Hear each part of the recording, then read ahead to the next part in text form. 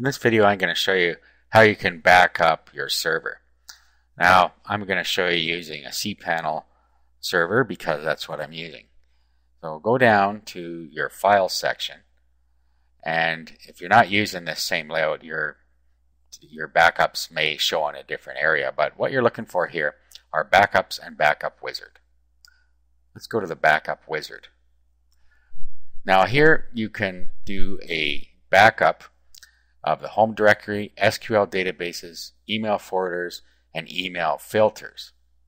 And then over here, this is where you restore those. These are on a partial backup basis. You can't actually restore, using the cPanel anyway, a full backup. Okay, so let's click on backup. Now here is where you can decide whether you want to do a full backup or a partial backup.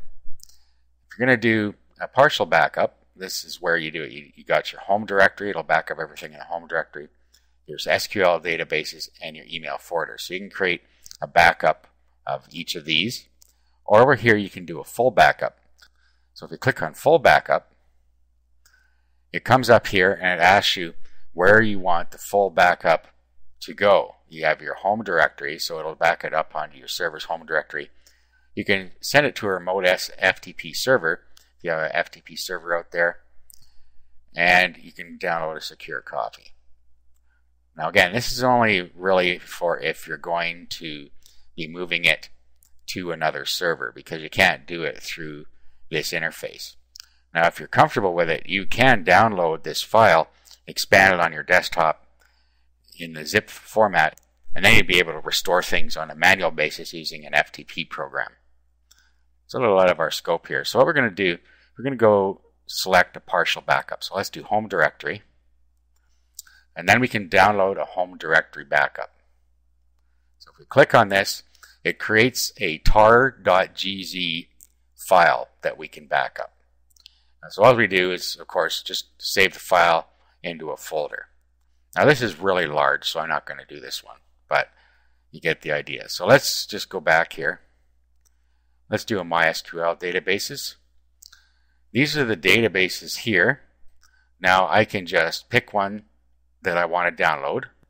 So let's assume I want to download this first one. So all I'll do is click on it, and then here it is in .gz format. Now what I can do is download it to my computer, to my desktop here, wherever I want. I have a backup folder I've already created, so I'll just save it here. And that's it. So I just go through and back up each of my databases that I wanted to back up. If you have email forwarders and filters, you can download those here. So that's how you can download a partial backup. Now, like I said, a full backup, it'll just create it in the root directory for you, in the home directory. And then when it's done, it'll notify you that it's done, and you'd be able to download your full backup from in here. If you go back to full backup again, it would have your previous backups available for download right up here. So you'd be able to download it right from here. Okay, so let's have a look at our backup directory. Here's the file. Now, I have 7-zip. You can download 7-zip for free, and you can have a look at the archive.